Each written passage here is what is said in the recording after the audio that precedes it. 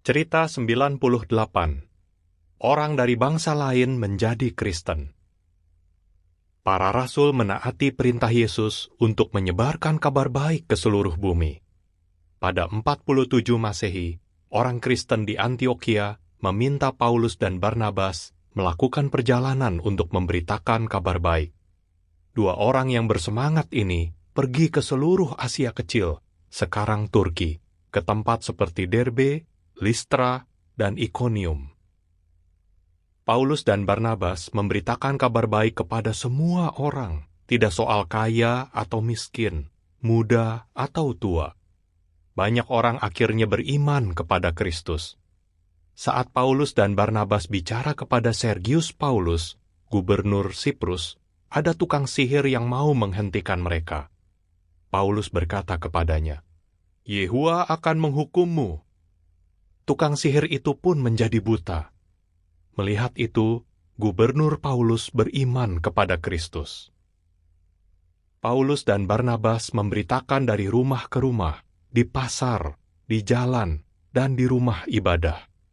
Waktu mereka menyembuhkan pria lumpuh di Listra, orang-orang mengira mereka dewa dan mau menyembah mereka.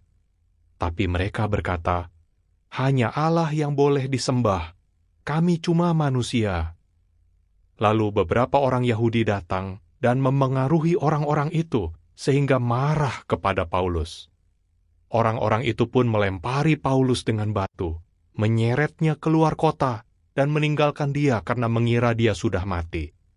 Tapi Paulus masih hidup. Teman-teman Paulus menolong dia dan membawanya ke kota. Belakangan, Paulus kembali ke Antiokhia. Pada 49 Masehi, Paulus melakukan perjalanan lagi. Dia menemui orang Kristen di Asia Kecil lagi, lalu memberitakan ke tempat yang lebih jauh, ke Eropa. Dia pergi ke Athena, Efesus, Filipi, Tesalonika, dan tempat lainnya. Silas, Lukas, dan anak muda bernama Timotius ikut dengan dia. Mereka bekerja sama membentuk sidang jemaat dan menguatkan orang-orang di sidang itu. Paulus tinggal di Korintus selama 1,5 tahun dan menguatkan orang Kristen di situ. Dia memberitakan kabar baik, mengajar, dan menulis surat kepada sidang-sidang. Dia juga bekerja sebagai pembuat tenda. Lalu, Paulus kembali ke Antiokhia. Pada 52 Masehi, Paulus melakukan perjalanan ketiga. Awalnya dia ke Asia Kecil. Kemudian, dia lanjut sampai ke Filipi, lalu ke Korintus. Paulus tinggal di Efesus beberapa tahun. Di situ, dia mengajar, menyembuhkan orang, dan membantu sidang. Tiap hari dia berkhotbah di ruang pertemuan di sekolah. Banyak orang mendengarkan dia dan bertobat.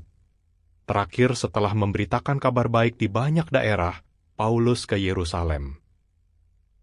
Karena itu, pergilah dan buatlah orang-orang dari segala bangsa menjadi muridku.